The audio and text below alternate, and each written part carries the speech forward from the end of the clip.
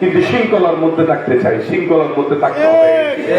আমি তার পালার কথা আপনাদেরকে বিশেষভাবে বলছি। কেন বলছি? আমি নিজে থেকে নিজে ভুক্তভোগী। ধরে নিতে পারেন আমি একজন মালিক পক্ষে রাখি, কিন্তু এটা দোকান, আমার দোকানকে তো আপনি সম্পূর্ণ বন্ধ করে দিতে পারবেন না। এটা তো সুন্দর একটা শৃঙ্খলার মধ্যে থাকতে হবে। এটা আমি বিশেষ করে যারা এখানে নেতারা আছেন তাদেরকে বলতে চাই, আপনারা এই নিয়ম শৃঙ্খলা, এবং বিশেষ করে এই এলাকায় বিভিন্ন সময় শোনা যায় চিন্তায় হয় বাইরে থেকে এসে, এগুলোকে আর ঠকার তো করে না। এখানে বাইরে থেকে এসে, ওখান থেকে এসে, ওখান থেকে এসে ফ্লোটিং কিছু মানুষ আছে যারা চিন্তায় সাপ্তাহাবাজি করে, মোবাইল চিন্তাই করে। এগুলোকে আপনাদেরকে নিয়ন্ত্রণ করার জন্য আপনাদের আজকে যে কমিউনিটি পুলিশ আপনারা যেটা সিস্টেম আপনারা চালু করতে যাচ্ছেন, যাদেরকে দিবেন তাদেরকে প্রথম যাচাই বাছাই করে দিবেন।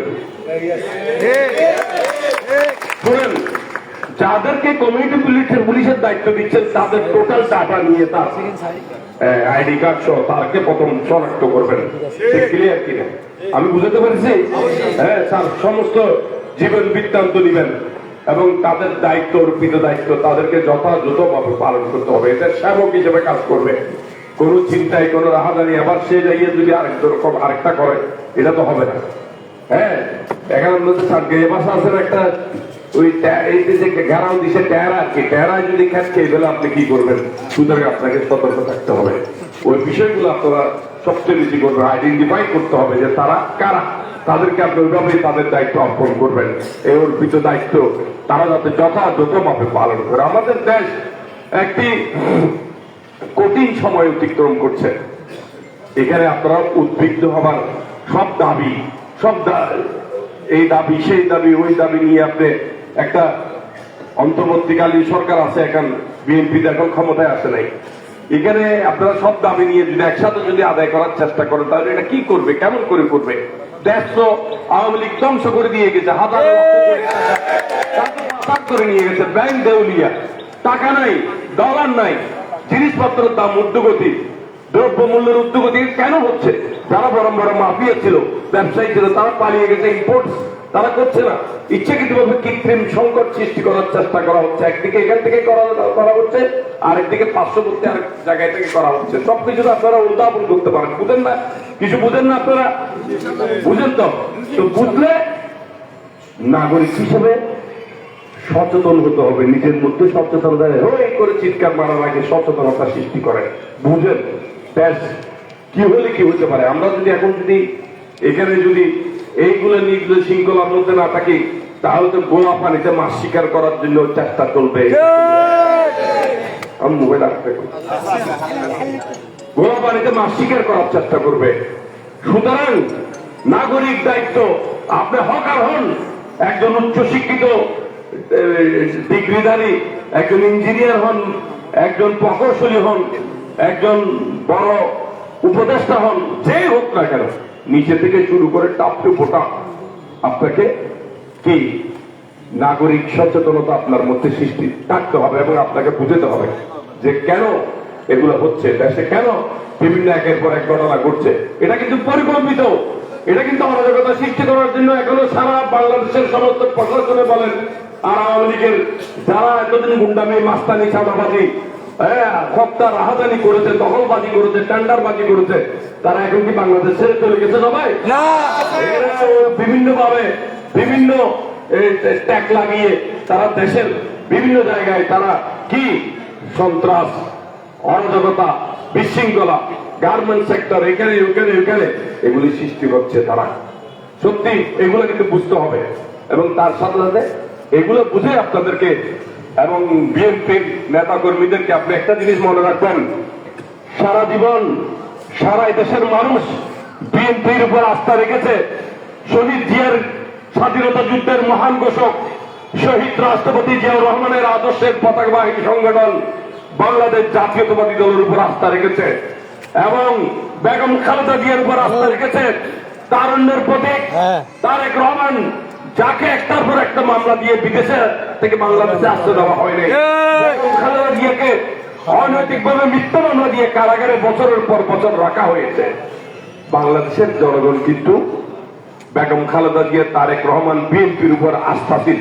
তারা মনে করে যে বিএনপি গণতন্ত্র উদ্ধার করতে পারবে বা নির্বাচন হলে বিএনপি ক্ষমতায় যেতে পারবে, কিন্তু বিএনপির নেতা কর্মীরা যদি আকাশ কুসুম স্বপ্ন দেখে সেটা কখনো ঠিক হবে না। আমরা কঠিন সময় অতিক্রম করছি। বাড়াবাড়ির কোন জবরদখল, মারামারি, হানাহানি, চাঁদাবাজি বিএনপিকে দিয়ে হবে না। এরকম কেউ যদি তাকে বিএনপিতে কোনো দরকার নেই, এগুলা কোনো প্রয়োজন নেই। এগুলো করার জন্য গণতন্ত্র আনে নাই, রক্ত ঝরেছে। আজকে 15 বছর 16 বছর রক্ত ঝরেছে। জুলাই আগস্টে হাজার মানুষ ছাত্র জনতা রক্ত দিয়েছে, ঠিক কিনা? তো সুতরাং এত বড় অর্জনের যদি আমরা আমাদের নিজের বিবেককে জাগ্রত না করে শুধু একটার পর একটা দাবি তুলে যদি এটা অর্জনকে শেষ করে দেয়, তাহলে এটা গণতন্ত্রে যে যাবে এটা কখনো ফিরে আসবে না, আপনি কখনো ফিরে পাবেন না। এটা কিন্তু সত্য মনে রাখবেন। এবং জনগণের আস্থা অর্জন করতে হবে। জনগণ বলতে পারে, যাতে বলতে পারে বিএনপিকে ভোট দেওয়া যায়। ভোট নেওয়ার জন্য জনগণের ভালোবাসা অর্জন করতে হবে আপনাকে, ঠিক কিনা? আপনি যদি এখন মনে ভাব যদি চলে আসে আপনি মনে করছেন আপনি ক্ষমতায় চলে আসছেন, কিন্তু ঠিক নির্বাচনের দিন শিল মারার সময় বলবে যে এই তোর একটু ভাব চলে আসছে, এটা ঠিক হবে না। এটা কিন্তু আপনাকে বিএনপিকে সবচেয়ে কঠিন দায়িত্ব পালন করতে হবে এবং জনগণের আস্থা অর্জন করতে হবে আগামী নির্বাচনের জন্য। আমাদের নেতা তারুণের প্রতীক তারেক রহমান বারবার কে বলেন, শুনেন নাই যে ধৈর্য, সহ্য, শৃঙ্খলা, এগুলো আপনাকে অবশ্যই এগুলোর মধ্যে থাকতে হবে। যদি এর ব্যত্যয় ঘটে আপনি দলীয় গঠনতন্ত্র অনুযায়ী আপনাদের বিরুদ্ধে যায় যে করবে তার বিরুদ্ধে ব্যবস্থা নেবার সিস্টেম আছে, ঠিক কিনা? আমি বলতে চাই, আমি আপনাদের সারা জীবন আপনাদের সাথে ছিলাম, আপনাদের সাথে আছি। আমরা চাই শৃঙ্খলার মধ্যে থেকে আপনারা আপনাদের কাজ করুন। এই যে মেয়র সাহেব যেগুলো বলেছেন আমাকে, আপনারা এখানে আরেকবার যাতে এটা দেখা না যায় আমি বলছি এদেরকে। হ্যাঁ, তো সুতরাং তারপাল যেগুলা অনৈতিক ভাবে কিছু জিনিস সেখানে দেখা যায় যে এই যে দোকান এগুলো ক্লিয়ার করে দেবেন আপনারা নিজেদের উদ্যোগে। আর আপনাদেরকে সচেতন হতে হবে। আপনারা যারা বিএনপি করেন, সুবিধাবাদীরা, বিএনপিতে অনুপ্রবেশকারীরা, বিভিন্ন বিএনপির নাম ভাঙিয়ে, যেমন বিএনপির কাঁধে সুন্দর করে ইয়েটা রেখে তারা গন্ডগোল সৃষ্টি করার চেষ্টা করবে নাম ভাঙিয়ে। আওয়ামী লীগের দোসররা কিন্তু এটা করবে। বিভিন্ন জায়গায় প্রমাণিত হচ্ছে যে আওয়ামী লীগের দোসররাই বিভিন্ন জায়গায় বিশৃঙ্খলা সৃষ্টি করছে। এরা বিভিন্ন একটা কিছু হলে এখানে ওদের ট্যাগ লাগিয়ে তারা ওই কাজগুলো করে, অপকর্মগুলো করে। বুঝতে হবে, জনগণকে বুঝাতে হবে। আর যে কোনো কিছুর বিনিময়ে এটা আমরা সাম্প্রদায়িক সম্প্রীতির একটা উজ্জ্বল দৃষ্টান্তর দেশ বাংলাদেশ, ঠিক আছে? সবকিছুর বিনিময়ে আমাদেরকে ধৈর্যের মধ্যেই থাকতে হবে, ধৈর্যশীল থাকতে হবে, সম্প্রীতি বজায় রাখতে হবে। এটা হচ্ছে আমাদের বাস্তবতা, যাতে কেউ সুযোগ নিতে না পারে গণতন্ত্রকে ধ্বংস করার জন্য। যেটা অর্জিত হয়েছে রক্তের বিনিময়ে, সে গণতন্ত্র, এই আইনের শাসন, এই যে আমরা এই সংবাদপত্রের স্বাধীনতা, এই যে একটা সুষ্ঠু নির্বাচনের আমরা যে কথা বলেছি, যেটার জন্য আমরা আন্দোলন করেছি, আমার ভোট আমি দিব, স্বাধীন মুক্তভাবে গণতন্ত্র প্রতিষ্ঠার জন্য আমার ব্যালটের যে অধিকার, যেটা শেখ হাসিনা আওয়ামী লীগ আজকে বছরের পর যুগের পর যুগ কেড়ে নিয়েছিল। আজকে জন্মের পর প্রজন্ম যারা নতুন ভোটার হয়েছে, যারা ভোট কেন্দ্রে গিয়ে কিভাবে ভোট দেন সেটা জানে না। সেই সিস্টেম জাদুঘরে পাঠানো হয়েছিল। সেই সিস্টেমকে ফিরিয়ে আনার জন্য, একটা সুষ্ঠু নির্বাচনের জন্য আপনাদেরকে সবাইকে নাগরিক দায়িত্ব পালন করতে হবে, সচেতন হতে হবে। সবকিছু বিষয়ে সবকিছু আগ্রাবাদ বলেন, এখানে বলেন, এগুলো বলেন, কথা হবে, এগুলো কথা হবে না, এগুলো ঠিক না। আপনারা কি কখনো তো আমি তো দেখি নাই যে আপনারা উচ্ছেদ করেছেন। আপনারা এদিকে উচ্ছেদ করেছেন, আবার ওইদিকে গিয়ে বসে গিয়েছেন। এটা তো বাস্তবতা, এটা তো সত্য। তো সুতরাং মেয়র সাহেবের সাথে কথা হচ্ছে, মেয়র সাহেব এদিন বলেছে, আমি বলেছি যে এগুলা অসুবিধা নাই, আমি ওনাদেরকে আরেকটা মিটিং দেখে বলে দিয়ে, আমাকে বলছে যে আপনি দেখে তাদেরকে সুন্দর করে বুঝে দেবেন, নিয়ম শৃঙ্খলার মধ্যে থাকবেন, আপনারা সবাই শান্তিপূর্ণভাবে আপনাদের ব্যবসা করবেন। প্রয়োজনে এখানে যারা বসে আছে সবাইকে ট্রেড লাইসেন্সের আওতায় আনেন, ট্রেড লাইসেন্সের আওতায় আনেন, বুঝছেন? এগুলো হচ্ছে বাস্তব।